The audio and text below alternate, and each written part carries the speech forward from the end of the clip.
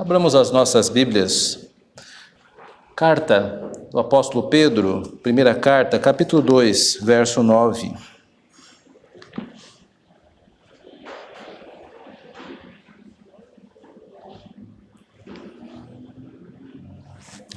Primeira carta do apóstolo Pedro,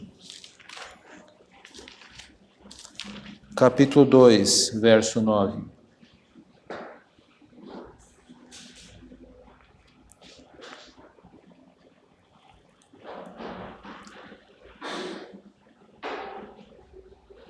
Vós, porém, sois raça eleita, sacerdócio real, nação santa, povo de propriedade exclusiva de Deus, a fim de proclamardes as virtudes daquele que vos chamou das trevas para a sua maravilhosa luz.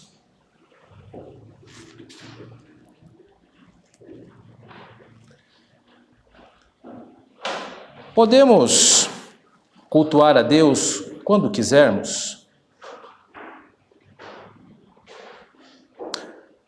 Podemos substituir o culto a Deus pelo lazer, pelo trabalho, por algum momento da família? Seria isso legítimo? Essas duas perguntas, elas podem ser respondidas pela Bíblia diretamente.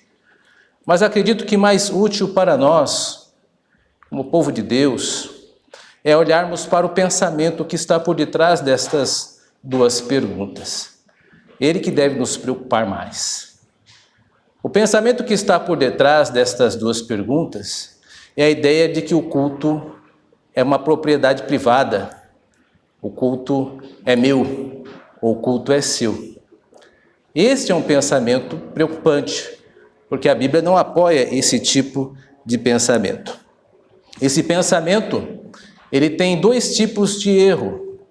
Ele ignora a nossa identidade, ele tem um problema identitário, e ignora a nossa finalidade.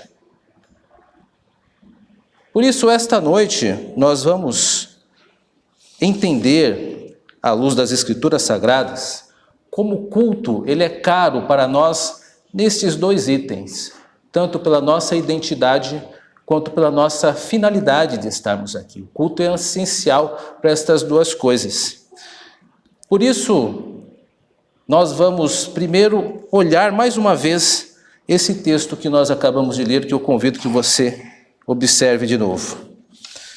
Diz assim: vós, porém, sois raça eleita, sacerdócio real, nação santa, povo de propriedade exclusiva de Deus. Veja, esse texto claramente tem duas partes bastante simples de serem percebidas. Primeiro, nessa parte que eu acabei de ler, trata sobre a nossa identidade. Quem somos nós? E o começo é com a palavra raça. Nós somos raça eleita. A palavra raça, ela está um pouco em desuso ultimamente. Geralmente as pessoas usam mais a ideia de etnia. Mas a palavra raça, ela foi colocada nesse texto porque remonta à ideia de uma ancestralidade. Muitas vezes o texto bíblico utiliza a palavra raça aqui como linhagem também. O primeiro traço que define quem somos como povo de Deus, a primeira baliza, por assim dizer, está fundamentada nesta palavra. Nós somos raça eleita. E quando digo que somos raça eleita, estou dizendo que o texto está trabalhando com a ideia de ancestralidade. Nós temos uma ancestralidade que podemos reivindicar como nossa, porque a ideia é que nós pertencemos a uma linhagem. A nossa identidade ela está relacionada primeiramente com essa ideia de raça. Eu também uso a palavra baliza com bastante intenção. Baliza aqui não é aquela baliza que as pessoas utilizam para ficar estacionando o carro em autoescola. Não é isso. A ideia de baliza é a ideia de fronteiras. Existem certas linhas que nós não podemos passar com riscos e custos por causa disso. E a primeira linha que se coloca no texto é esta, a primeira baliza. Nós temos uma ancestralidade que exige o culto. A nossa linhagem requer o culto como prática de vida, como essência. E quando nós dizemos ancestralidade, ou seja, nós somos uma raça eleita, o termo está dizendo que toda a ancestralidade do povo bíblico, ela é tua, ela é minha, ela é nossa. Nós podemos reivindicar como nossas. Ou seja, Abraão, Isaque, Jacó, Moisés são seus ancestrais, são nossos ancestrais. Porque o que Pedro está fazendo aqui é utilizar termos que no Antigo Testamento eram exclusivos aos judeus para aplicar agora aos gentios juntamente com os judeus, para mostrar que todos nós, o povo que Deus escolheu para si, ele tem uma ancestralidade comum, ou seja, Abraão, Isaque, Jacó e Moisés, eles são nossos ancestrais. Nós somos uma raça eleita, temos ancestrais em comum. Por isso, é muito difícil desassociar o culto com esta ideia de ancestralidade. A ancestralidade exige o culto a Deus. Pensemos, por exemplo, na figura do nosso patriarca comum, o nosso ancestral Abraão. Abraão, quando foi chamado por Deus, isso está registrado em Gênesis, no capítulo 12, sai, Abraão, da tua terra, da casa da tua parentela, e vá para o lugar onde hei de indicar. Quando Deus diz isso, Abraão de fato obedece. E qual a primeira atitude de Abraão ao chegar nesta terra que Deus indicou? A primeira atitude é construir um altar. Se fosse um item isolado, poderíamos ignorar. Mas isso é o modus operandi de todos os patriarcas. Eles, à medida que vão desenvolvendo os seus ministérios, que Deus vai chamando para si, manifestando a sua eleição, a primeira coisa que fazem é estabelecer um momento de culto. Isso também acontece com Isaque. Isaque, como nós sabemos, é filho de Abraão. E após a morte de Abraão, Isaque então assume a liderança do seu clã.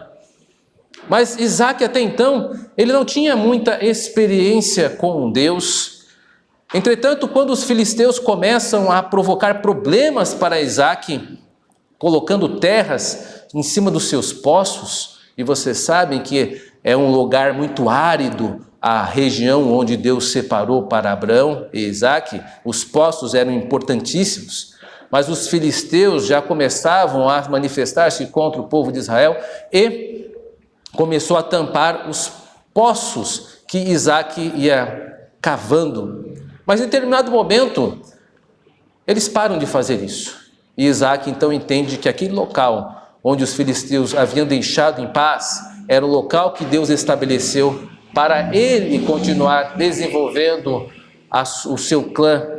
Dito e feito, o Senhor aparece para Isaque e diz que dele faria uma grande nação e repete as mesmas bênçãos que o Senhor havia dito a Abraão. E a primeira coisa que Isaque faz quando recebe esta informação de Deus é construir um altar. Jacó utiliza da mesma situação. Nós conhecemos Jacó, sabemos que ele acaba tomando para si a bênção do seu irmão Esaú e por isso é forçado a fugir. Indo para a sua terra natal, a terra dos seus parentes de de Rebeca, ele então, em caminho para lá, ele tem de noite um sonho, onde ele vê uma escada e os anjos de Deus subindo e descendo, e quando ele percebe que Deus falou com ele por meio daquele expediente, porque no Antigo Testamento isso ocorria, por meio de sonhos, e o que Jacó faz? Ele estabelece aquela pedra que ele havia utilizado como travesseiro como um altar e faz um voto solene a Deus, dizendo: olha, se o Senhor for comigo até a casa dos meus pais, até a família dos meus antepassados, então eu de tudo lhe darei o dízimo. Da mesma maneira, Moisés, quando surge para libertar o povo de Israel, o principal argumento que ele utiliza contra Faraó, que estava mantendo o povo israelita cativo, era que Faraó deveria libertar o povo para um motivo apenas, para que daqui ao espaço de 3 dias eles pudessem oferecer sacrifícios ao Deus deles. Poderia cultuar como deveria. E Faraó, como nós sabemos da história, nega, o que acaba fazendo com que o povo seja liberto. Veja, meus irmãos e irmãs, eu listei estes 4 personagens para mostrar que o culto é essencial à nossa ancestralidade. Abraão, Isaque, Jacó, Moisés tinham claro que o culto era a essência de suas vidas, que Deus havia separado eles como povo para cultuar a Deus. Por isso o culto ele é essencial, porque diz respeito aos nossos antepassados. Quando nos recusamos a cultuar a Deus, ou quando por algum motivo nos desviamos deste dever solene, nós estamos indo de encontro a algo que é essencial a nós, a nossa ancestralidade. Nós não estamos agindo de acordo com aquilo que Deus estabeleceu por nós.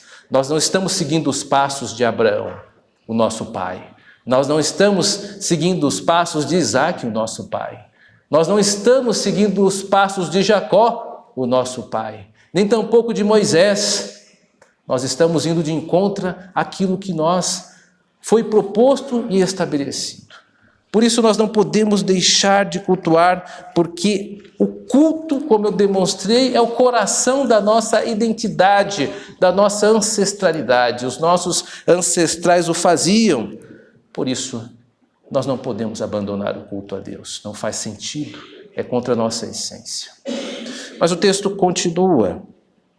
E para uma segunda baliza, através destas outras palavras que seguem a raça eleita, que é a expressão sacerdócio real e nação santa. O que Pedro está fazendo aqui é citar Êxodo, capítulo 19, verso 6, onde Deus utiliza esses termos para Israel. Mas, observando esta expressão um pouco mais, com mais detimento, observe-a. Ela tem um jogo de palavras. Sacerdócio real. A ideia de religião, sacerdócio, com a ideia de realeza. A ideia de nação, uma ideia política de nação, com a ideia de santidade. Essas duas ideias se complementam. Existem termos utilizados aqui que eles fazem um jogo de palavra. Nós somos um sacerdócio real, ou seja, nós somos sacerdotes e também sacerdotisas. Mas nós não somos apenas isso, nós somos sacerdotes e sacerdotisas colocados sob a realeza de alguém, realeza de Deus, nós sabemos disso.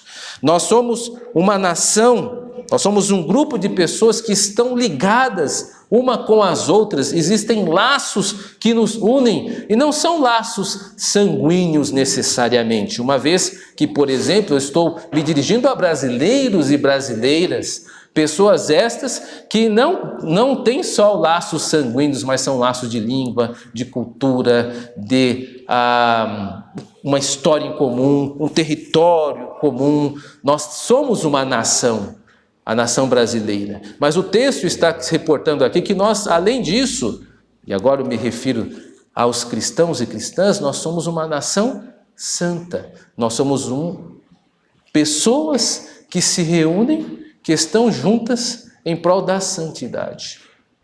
Parafraseando, nós podemos dizer que somos uma nação de sacerdotes a serviço do rei, que todos e todas são sacerdotes, em respeito das minhas irmãs sacerdotisas, também em Cristo, não há problema nenhum dizer isto. E não se pode pensar em sacerdote sem pensar em quê? em sacrifício, em liturgia, em culto. Não podemos deixar de pensar nisso. Assim como a ideia de sacerdócio e sacrifício e culto são dependentes, é a mesma coisa que acontece, por exemplo, com o cozinheiro. Não se pode pensar em cozinha sem pensar em cozinheiro. Não podemos pensar em bolo sem pensar em confeiteiro. Não podemos deixar de pensar em motorista e não pensar em automóvel. São duas ideias que estão ligadas. Da mesma maneira que nós não podemos pensar em sacerdotes e não pensar em sacrifícios, em culto. O sacerdote, ele existe para que possa oficializar. Nenhum sacerdote, ele é um sacerdote em si sem uma função. Todo sacerdote necessita oficializar. Eu não estou me referindo necessariamente aos sacerdotes bíblicos do Antigo Testamento, mas vejam, mesmo os deuses pagãos possuíam os seus asseclas, os seus sacerdotes. A ideia aqui do texto é nos lembrar que, como sacerdotes, nós temos deveres para com Deus. E o nosso dever solene é com o culto. Veja o livro de Levítico, o coração do Pentateuco. O livro do meio, aquele que trata acerca da centralidade do povo de Deus, que era o tabernáculo. Ora, o sacerdote, o levitismo, o livro dos levitas, ele foi composto para tratar sobre o sacerdócio. Não há função para o livro levítico sem o sacerdócio. O sacerdote, ele precisava adentrar ao tabernáculo. E aí nós precisamos nos lembrar que todo o tabernáculo, ele reflete o nosso momento aqui, que nós estamos cultuando a Deus. Você consegue lembrar-se dos móveis que fazem parte do tabernáculo?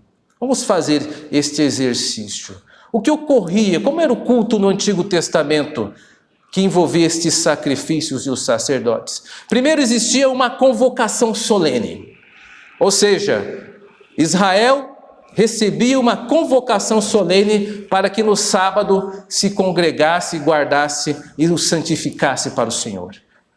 Então eles iam ao tabernáculo. E quando iam ao tabernáculo, o primeiro móvel que qualquer israelita encontraria era o altar de sacrifício. Lá no altar de sacrifício, ele entregaria a sua oferta de acordo com as suas posses. Se fosse um israelita médio, levaria lá o seu bezerro, a sua ovelha, onde o sacerdote pediria para que ele impôsse as mãos neste animal. Esse animal então seria imolado e mostraria para aquele israelita, por meio do altar do sacrifício, que ele era um pecador, que para se achegar a Deus ele precisava ter os seus pecados expiados. Logo feito isso, caminhava-se alguns passos e encontrava-se o lavatório, para que o sacerdote, após ter oficializado o sacrifício, preparasse-se para adentrar ao tabernáculo, a tenda dos santos, a tenda de santidade de Deus. Ele precisava se lavar. Por meio da água se purificava. E este ato didático demonstrava que ele precisava se purificar para adentrar na presença de Deus. E então, lavado, ele adentrava a Câmara dos Santos. E lá ele encontrava dois móveis paralelos, um ao lado do outro. Encontrava de um lado a mesa com os pães sem fermento e do outro lado o candelabro. E aí se lembrava, por meio daqueles pães sem fermentos, que representavam as tribos de Israel, que o povo deveria ser sem pecado, como sem fermento. Mas que não estaria sozinho nessa luta, porque a luz do candelabro iluminava, e era posta de uma maneira que iluminasse os pães, para mostrar que a luta pelo pecado era abençoada por Deus, que iluminava, porque Deus é demonstrado como a fonte de calor e luz por meio do candelabro. Então ele poderia aspirar o cheiro do incensário que estava posto, que era o terceiro móvel antes dos santos dos santos. E a atmosfera que o incenso produzia era uma atmosfera única. Era proibido para qualquer israelita fazer uma fórmula de incenso igual ao que tinha no tabernáculo.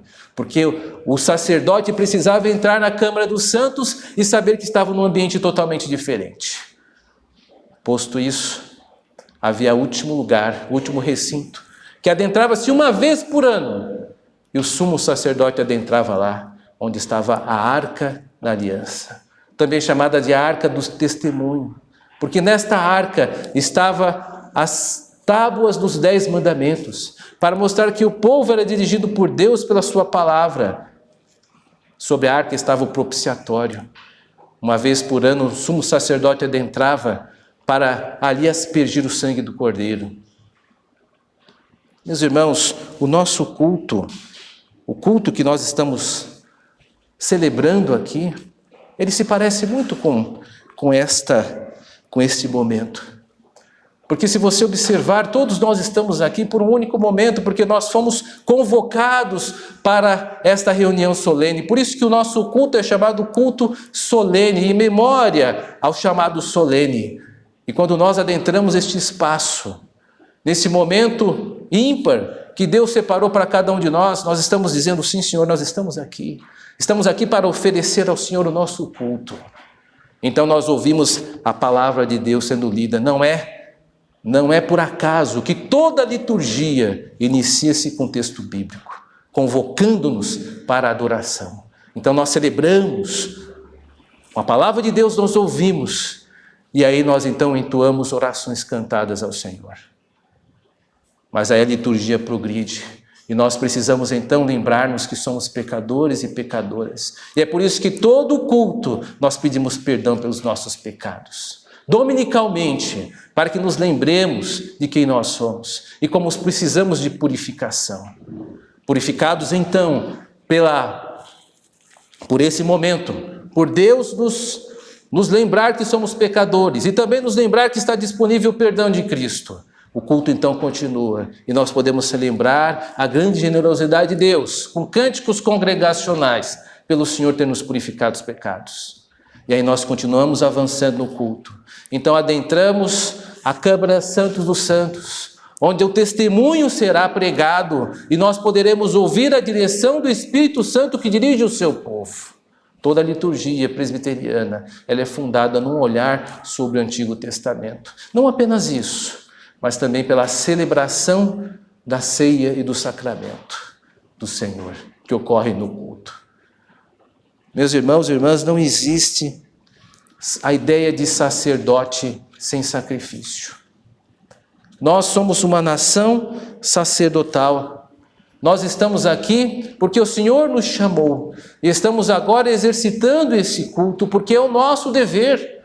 Não existe sacrifício sem sacerdotes. Não existe culto oficializado sem a presença dos sacerdotes. E nós estamos aqui como nação sacerdotal. O culto nos é essencial. Nós não podemos nos pensar fora do culto. Um sacerdote sem culto não é um sacerdote. Assim como um cozinheiro não é um cozinheiro sem cozinha. Assim como um motorista não é um motorista sem um automóvel. É a função que o define. Nós somos definidos pela nossa função de estarmos aqui. Nós somos sacerdotes constituídos por Deus para o cultuar. Por isso que todas as vezes em que nós nos eximimos de estar aqui, no sábado cristão, no dia que o Senhor separou para nós, nós estamos profanando o dia do Senhor. Nós estamos transformando algo que é sagrado em algo comum. Porque você é um sacerdote e uma sacerdotisa de Deus. E todas as vezes em que você nega o ofício, que é o teu dever, você profana aquilo que Deus separou para ele. Mas o texto ele não para por aí, e ele caminha para uma terceira baliza, que é a ideia bem expressa neste próximo segmento. Povo de propriedade exclusiva de Deus. Aqui o texto olha para nós e nos comunica a ideia de pertencimento. Nós pertencemos a Deus. Nós somos propriedade de Deus, exclusiva de Deus. Ou seja, significa que Deus ele tem direitos sobre nós, direitos exclusivos. Há um texto bíblico que nos ajuda a entender isto, é quando o apóstolo Paulo, no decorrer do desenvolvimento das suas viagens missionárias, ele, em Filipos, ele acabou sendo preso e aplicado contra ele tortura, bateram nele, chicotearam ele e o prenderam. Logo, quando ele é posto novamente em contato com essas autoridades, ele confronta essas autoridades e diz assim: olha, o que vocês fizeram é correto fazer com um cidadão romano? E aquelas autoridades tremeram. Por quê? Porque infringiram o direito de um cidadão romano. Roma reivindica propriedade sobre o apóstolo Paulo. Paulo, ele tinha sobre ele, por assim dizer, um dono, uma dona, que era Roma. E ninguém poderia tocar nele sem a autoridade de Roma. Ele utiliza isso mais uma vez quando em Jerusalém ele é pego pelos judeus. E o centurião quer entregar, quer investigar a situação melhor e diz que devem encaminhá-lo para que ele seja chicoteado. E Paulo diz: eu sou cidadão romano, vocês não podem fazer isso.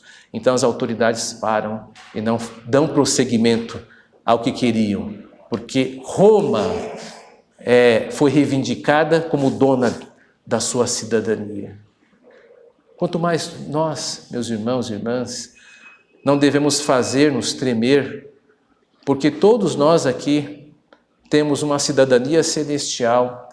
Nós somos povo de Deus, nós pertencemos ao Senhor. Ou seja, há alguém que é o nosso dono, que nos comprou, que nos adquiriu. Isso tem grandes implicações. A maior delas é o fato de que nós pertencemos a Deus para o seu uso. Nós pertencemos a Ele como sua propriedade reivindicada por Ele. Você não é de você mesmo. Você pertence ao Senhor. Então todas as suas ações, elas devem passar pelo crivo da manifestação do seu dono, que é a palavra de Deus. Por isso que vir ao culto é uma forma de infligir o direito de pertença de Deus. Deus é seu dono. Como é que você pode, uma obra que pertence ao Senhor, ir contra a vontade do seu Senhor, que exige ser cultuado? Não pode. O culto fala-nos de que nós temos dono, nós viremos cultuar. Mas eu estou triste. Venha assim mesmo, porque você não pertence à sua tristeza. Você não pertence aos seus sentimentos. Você não é escravo dos seus pensamentos. Você é escravo de Cristo. Como escravo e escrava de Cristo, a despeito dos seus sentimentos, você irá demonstrar sua devoção e virá ao culto. Mas eu não tenho vontade. Quem disse que um escravo tem vontade? Imagine a seguinte situação. Um dono de escravo desse período do primeiro século adquire um escravo e diz: escravo ou escrava, busque água para mim. E o escravo volta para o seu dono e diz: eu estou sem vontade. Se eu sou dono, vai receber punições. Por quê? Porque um escravo não tem vontade. A vontade dele é fazer a vontade do seu Senhor. Então você, quando não tem vontade de vir ao culto, isso não é motivo de ausentar-se, porque você não pertence mais a si mesmo. Você pertence ao Senhor. E você, a despeito da sua vontade, dos seus sentimentos, dos seus pensamentos, você deve vir ao culto. Porque você pertence ao Senhor. É dele. Você não tem direitos sobre si. Foram revogados. Porque você agora ostenta o jugo de Cristo, que é suave, mas é o jugo de Cristo. Não é o jugo do Ricardo, não é o jugo de si próprio, do seu cônjuge, é o jugo de Cristo. Por isso você deve vir, porque você pertence a Cristo, e pertence sim. Por isso, não dê vazão a qualquer ideia de que você tem direito sobre si mesmo. Nós não somos como alguns grupos que se autodenominam feministas, que dizem assim: esse corpo é meu, eu faço o que eu quero. Não, o seu corpo não é seu, o seu corpo é de Deus. E no final, o Senhor reivindicará para si os direitos e tudo aquilo que você fez com o seu corpo. Porque até o seu corpo, ele tem dono, mesmo que você não reconheça isso. Mas nós, que somos cristãos e cristãs, Não estamos enlaçados com esse tipo de problema. Nós sabemos que o Senhor é o nosso Senhor, nosso dono. Por isso nós viemos aqui cultuá-lo. Por isso, meus irmãos e irmãs, esse texto identitário, essa parte que nós lemos até agora, que falou acerca de nós, trouxe-nos a lembrança de que o culto deve ser feito por causa da nossa ancestralidade. Abraão, Isaac, Jacó, Moisés eram pessoas que cultuavam a Deus. O nosso sacerdócio exige que cultuemos a Deus, como no Antigo Testamento sempre o foi, e também a nossa condição de pertença. E aí nós estamos preparados para olhar a segunda seção desse texto, que é a ideia de finalidade. A nossa finalidade aponta para o culto. Veja como o texto prossegue. A fim de proclamardes as virtudes daquele que vos chamou das trevas para a sua maravilhosa luz.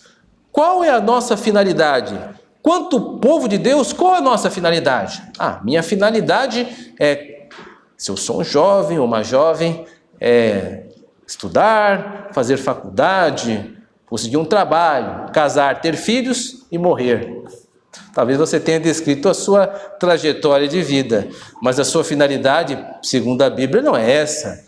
Como povo de Deus, a sua finalidade, em todo e qualquer momento onde você for e estiver, é proclamar as virtudes daquele que vos chamou. Essa é a nossa finalidade. E o culto ele está totalmente relacionado a isso, porque é no culto onde é proclamado e proclamada as virtudes daquele que nos chamou. É no culto que ocorre a pregação da palavra de Deus, onde a igreja prega a palavra de Deus. Mas quem está pregando é o ministro. Meus irmãos, o ministro é ministro da igreja. É o dom da igreja. Pertence à igreja, é uma manifestação da igreja no local onde ela estiver. A igreja está proclamando, está ouvindo a proclamação das virtudes daquele que nos tirou das trevas para a luz. O apóstolo Paulo sempre viu desta maneira, por exemplo. Nas suas viagens missionárias, a primeira coisa que Paulo fazia era encontrar uma sinagoga onde ele poderia pregar a palavra de Deus. Foi assim que ele fez, o expediente mais comum, os lugares por onde andou. Mas quando ele não encontrava, ele ia para uma reunião de oração. Foi lá que ele encontrou Lídia, na cidade de Filipos. E não existindo uma sinagoga em Filipos, ele então usou aquela reunião de oração para pregar a palavra, para proclamar as virtudes daquele que havia o chamado. E quando, mesmo nos lugares que ele foi primeiro, negaram, então ele criou um ambiente, a escola de Trajano, na cidade de Éfeso. E ali no ambiente alugou um salão e começou a pregar e proclamar as virtudes daquele que vos chamou. Ou seja, a ideia da pregação é comunicar as virtudes daquele que nos chamou das trevas para a sua maravilhosa luz.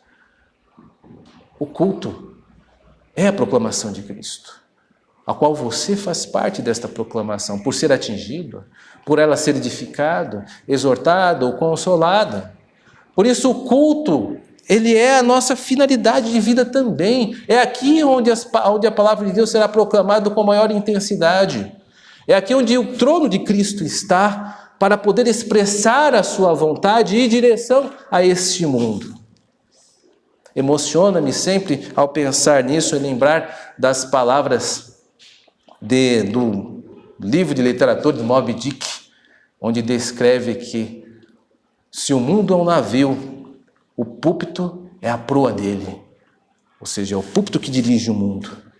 Ele não exagerou, porque deste púlpito, quando é fiel com a palavra de Deus, é dele que emana, pela pregação do Evangelho, genuína exposição das Escrituras, a vontade do único e soberano Rei do Universo, onde todas as pessoas pertencem a Ele, em todas as situações são comandadas por Ele. Não há acaso, não há sorte, não há fortuna, não há destino, não há universo. Há apenas Cristo e tão somente Ele, governando cada aspecto da nossa vida, nos julgando, nos dirigindo, nos comovendo, nos humilhando, nos tratando como precisamos ser tratados. Embora muitas coisas nos escapem, o governo de Cristo sobre nós é inquestionável. Por isso, a nossa finalidade exige o culto. Meus irmãos e irmãs, nós precisamos cultuar a Deus. E todas as vezes em que nós não viemos ao culto, nós passamos uma ideia errada de cristianismo. Posso cultuar a Deus quando quiser? Não, não pode. Você deve cultuar a Deus como Deus decidiu que devêssemos cultuar. Deus separou um dia para que nós viéssemos a cultuá-lo. Desde o Antigo Testamento, que era o 7º dia, o sábado. Agora no Novo Testamento, no domingo, dia da ressurreição do Senhor, Deus sempre separou um dia para isso. Mas todos os dias não são iguais? Para Deus, não. Deus instituiu um dia para que nos congregássemos e o guardássemos. É muito estranho quando nós pensamos em ser mais espirituais do que Deus e quando dizemos, Senhor, eu cultuo a Deus em todos os dias de forma igual. É mesmo? Puxa vida, então, onde estava Deus com a cabeça quando instituiu um dia só para consagrar para si, não é mesmo? Meus irmãos e irmãs, tomemos cuidado para que em nossas divagações não nos coloquemos superior a Deus, usando essa palavra culto de uma forma muito livre. O culto está acontecendo agora. O culto que Deus instituiu para si, da maneira bíblica de ser construído neste momento. Este é o culto que o Senhor estabeleceu, com a pregação da palavra, com os sacramentos, com orações, cânticos. Este momento, neste lugar, constituído por pessoas que não apenas são ligadas por laços familiares, não. Nós somos ligados pelos laços da fé, nós somos a família da fé. Isso precisa ser superior até mesmo aos nossos laços sanguíneos.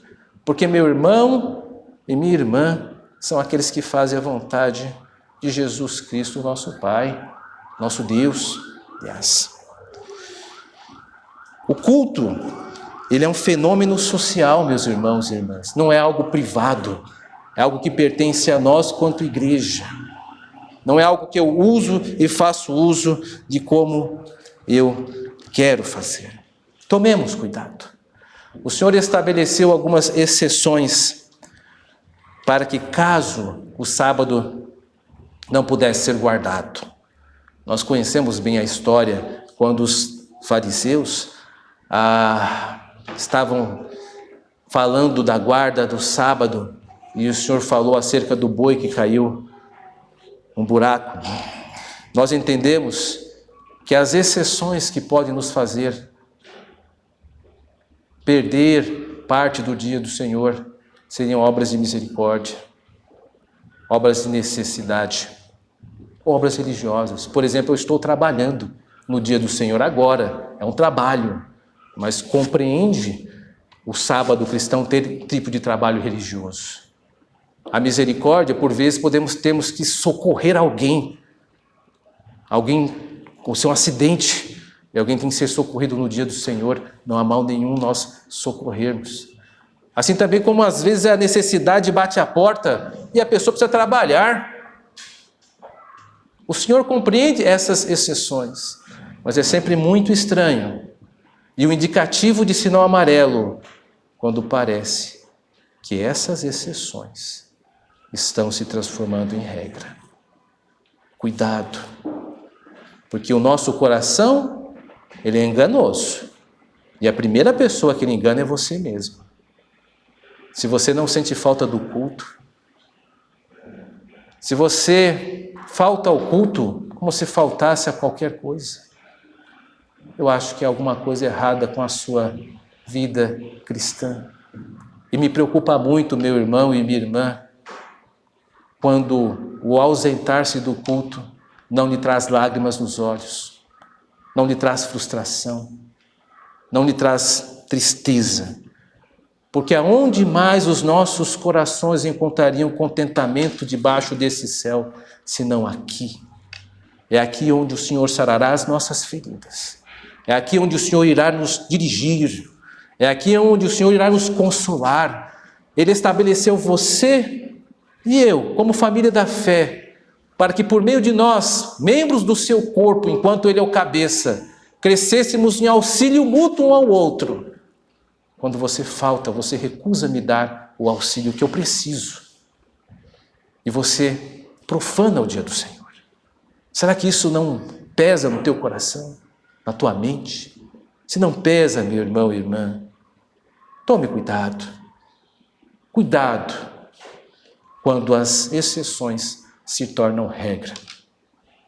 Que Deus nos ajude. Amém.